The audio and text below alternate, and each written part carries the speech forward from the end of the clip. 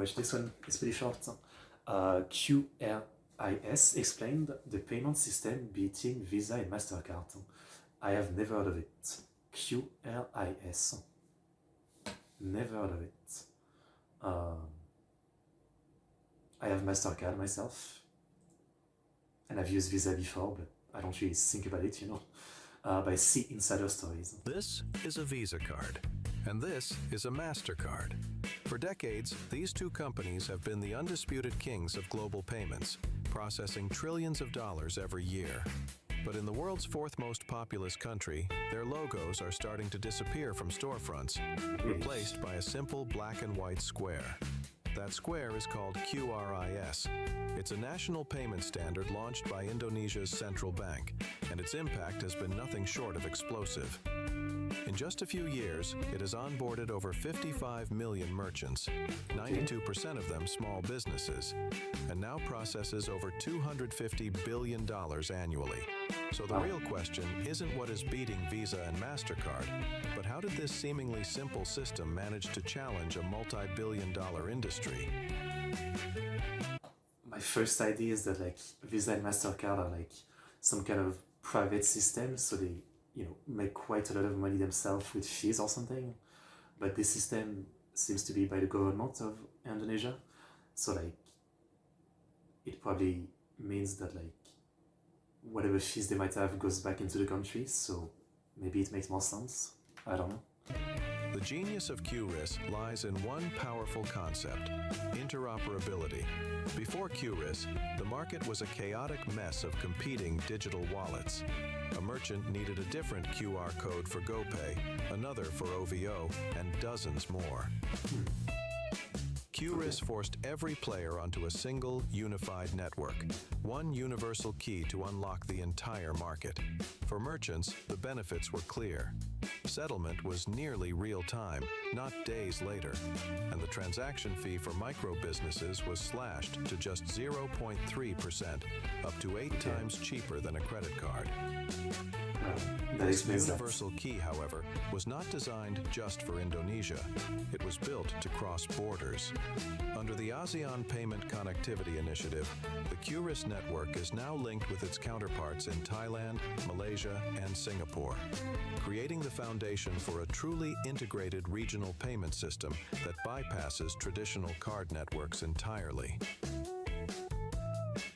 To truly understand why QRIS grew so fast, we have to look at the system it replaced. The card-based model works well in developed economies, but in a market like Indonesia, it created an invisible wall.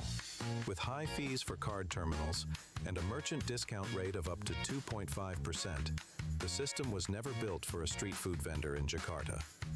With over half the adult population underbanked, credit cards were... I really don't know about any of this enough. I was thinking like, okay, but why is it working good? Like, obviously we have this system in France, but like, you know, what do I get for like the fees that they take every transaction? I have no fucking clue. So I'm thinking like, I don't like that. I don't like that they take 8 times more money. So I'm not sure. Yeah, I'm not really sure of the reason. I mean, there must be some reason, but like, what do I gain with this system? Like, my credit card, I guess I can go under zero, that's one thing. I'm guessing with this system you probably can't go under zero, right? But other than that, I don't know what's good about it. A luxury, leaving a massive, locked-out market of millions of small businesses ready for a revolution. QRIS wasn't just better technology, it was the right solution for the right market. This model of a unified, low-cost national payment system has been proven at an even larger scale. In China, over 90% of mobile payments happen via QR codes.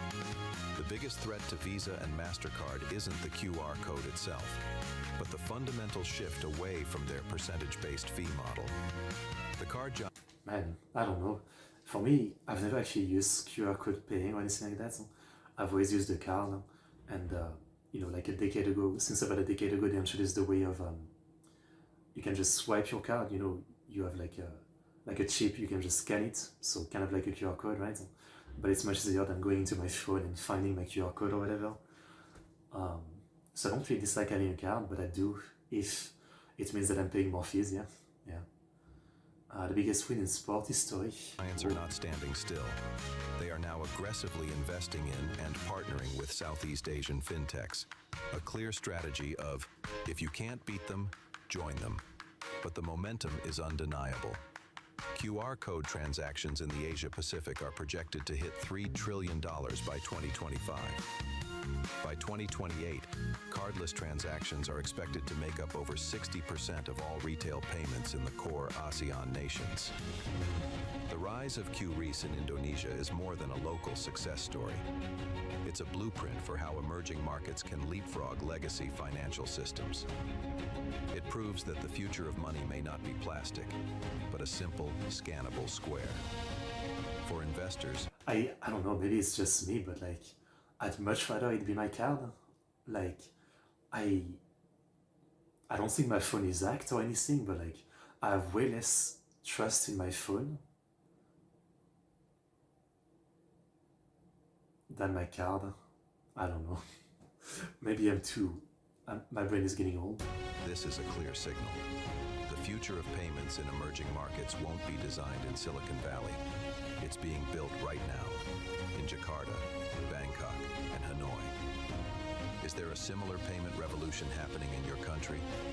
I handle 700 million transactions daily, far surpassing Visa 640 million, by offering a free mobile payment system, making it the world top real-time payment system.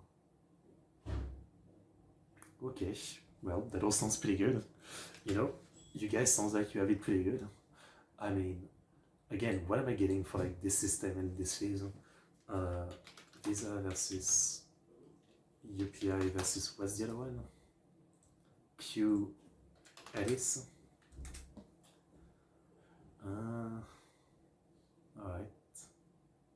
Interesting. I mean, again, I don't really know much about the details of any of this, but you know, outside of like having to use my phone, this all sounds pretty good, to be honest.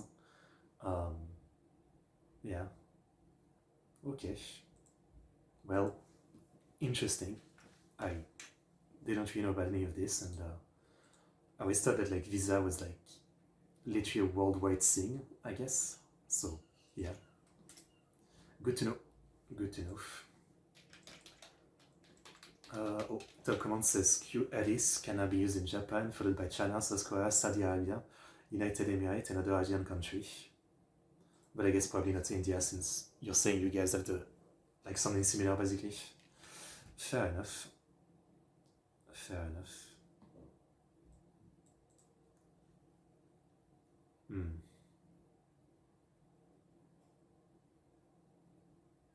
Okay, well, that sounds pretty good. It's all I can say. I still feel like I don't fully understand the logic of, well, you know, the reason between like this and like a credit card or something, but I'm not too deep into the financial stuff, right? So I tend to get pretty lost.